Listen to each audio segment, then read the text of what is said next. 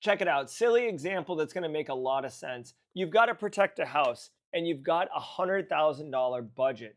Now, you spend that $100,000 on strong front doors, back doors, locks, defending the windows, and putting in an alarm system that detects when an intruder is there and calls the police. Someone else with that same $100,000 budget protecting that same house spends all 100 grand protecting the chimney. Now, that does seem silly, but you both spent a $100,000 budget on security and you're both protecting entry points into the environment. But of course, one of you has a much more robust security program than the other one. Knowing the difference between the two and how to spend that money is the most valuable skill in cybersecurity. And it's one that a lot of people don't talk about. So here's my promise to you for the next few minutes with this video. One, you're going to know exactly what GRC is and why it's the foundation of every cybersecurity program. You'll know the single fastest role to break in to the industry, and you'll have free docs that you can start studying tonight.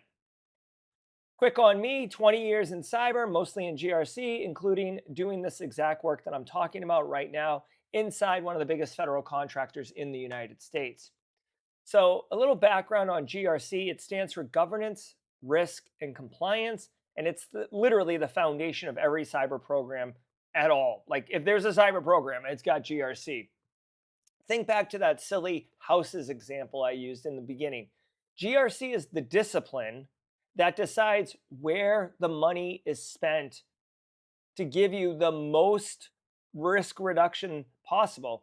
You're always going to have limited budget. No business is going to give you infinite budget. That makes no sense, right? So deciding how to spend that limited budget is the skill set to get the most defense. That's why you don't spend it all on protecting the chimney. You spread it out and protect it on the most likely access points and systems that not just protect, but also detect. So here's what you need to know from the business side, okay? People like the CEO, the CFO, developers, engineers, marketing, HR, they don't care about cybersecurity. I'm not saying they're bad people. I'm just saying they're there to do their job. They care about their job.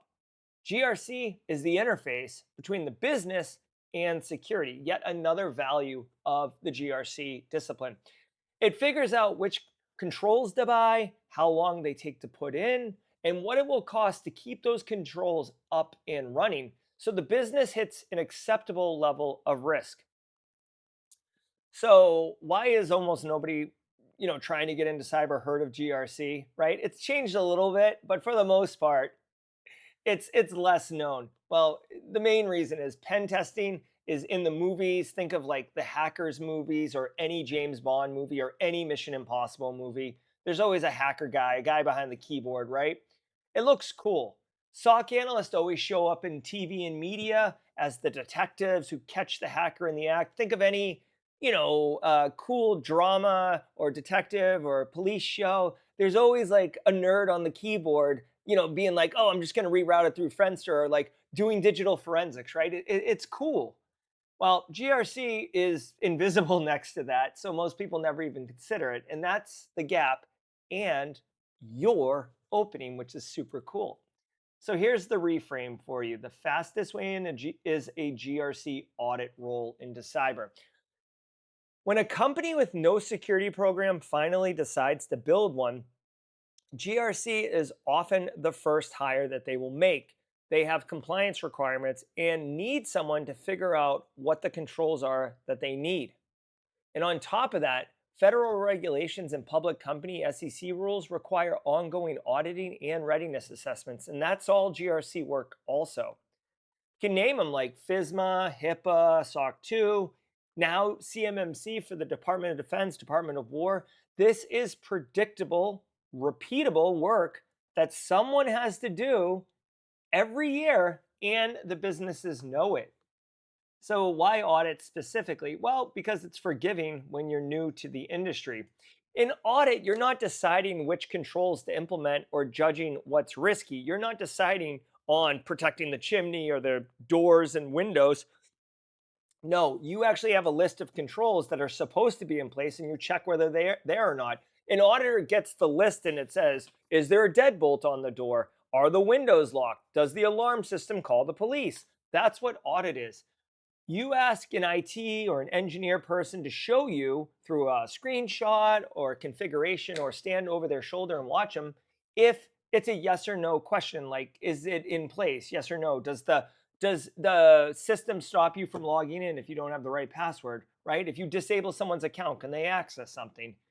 The engineer proves it to you whether it's true or not. Audit teams often work in pairs also, and they'll put a junior with a senior or a couple juniors with a senior. So you'll get pulled along while you learn, which is super nice. Here's what I saw firsthand doing this work at Booz Allen, a major professional services contractor in the United States. When a firm bids on a federal audit work, they're committing to staffing a set number of auditors for that work. And if they win the bid or win the contract, that rate, that bill government rate is locked in, right? So let's just say, for example, they say that they can do the work of auditing whatever for $250 an hour, and it's going to take whatever, 2,000 hours, right? It's got a full year of audit.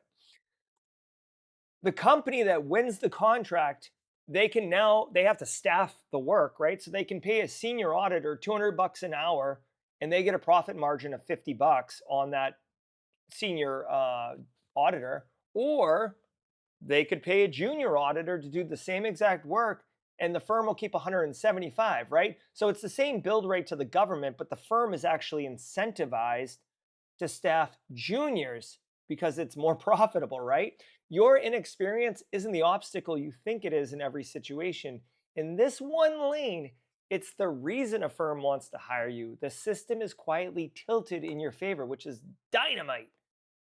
And this isn't, a small or shrinking lane. ISC2 puts the global cybersecurity workforce gap at about 4.8 million people, and over 500,000 of those open roles are in the United States alone. I know these numbers are a little pie in the sky and they're often argued and whatnot, but there are a lot of open roles, like just period. I mean, the GRC market specifically is projected to grow around 13% a year through 2027, driven by new privacy laws and stricter cyber insurance requirements, for example. So it's an expanding area, which is super nice. I will be real with you. GRC analyst and GRC auditor roles are not entry level, okay, in the true sense of the word entry level. You do need some pre existing knowledge. Also, it's less technical a role in cybersecurity, but it is not non technical. Do not make that mistake. You do need a basic grasp of how networks work, like how computers talk to each other. You have to have an understanding of how computer work, like how software runs on a computer, basically, is probably the most important thing, and how business processes and operations flow, like how does work happen. The good news is all of this can be learned, and you don't need to be the one making the calls to start off in the first place. It's kind of like a little bit of a journeyman apprenticeship type thing in cyber when it comes to the audit role. So here's something that you can start tonight for free. The catch is that GRC has fewer resources, fewer labs, and fewer people teaching it than pen testing and blue team SOC analyst type work. That's actually why I started Simply Cyber and why I do the work I do to bring awareness to GRC, because there aren't a lot of people doing it. Um, but what you can do is go to NIST, right? The 800 series special publications at nist.gov are awesome. It's a huge free library. I'll link below so you can just click and go to it. But I want to call out some specific special publications. The 800 dash number is like how they identify the document. So like 800 is the series, 37 is specifically the risk management framework. 30 is how to do risk assessments, 18 is how to build a security plan. 53 is the full catalog of controls, which is like a dictionary of controls, all the controls you could do. Like going back to that protecting the house example at the beginning, like technically you could do every single control in 53 and have ultra protection of that house. You would never do that. It'd be way too expensive and you'd have diminishing returns on risk reduction, but whatever. 53A is how you audit the controls in 53, which is great if this audit role that I'm talking about is getting you excited. Literally for that audit path, 53 and 53A are where you're going to want to live. Go get them. If you want hands-on, like training in risk assessment, audit, and other GRC skills, I literally built the GRC Analyst Masterclass. It's a massive class with hands-on labs. It's at Simply Cyber Academy, and it literally addresses the practical skills you'll need to do this job. And I'll link that below as well. So let me land this really quickly. The fastest way into cybersecurity isn't the technical route everyone points at. It's the GRC audit role, and the economics of this field are quietly rooting for you to get hired while you're still learning. If you like this kind of video, if you like this content, if you like my style, if you want more GRC, hit the subscribe button. I am putting out videos all the time. And if you hit the bell for notifications, it's your choice. I don't really care one way or the other. I go live every single weekday morning and do a 1 hour live threat brief, training up hundreds and hundreds of cyber professionals on what they need to know today to drive cyber risk reduction for their organizations. It's a great time, great for networking. Come check it out. There's for sure links in the description below to it, or just go to the Simply Cyber YouTube channel. And you'll see it. I think at the URL cyberthreatbrief.simplycyber.io. Anyways, I'm Jerry. See you in the next one.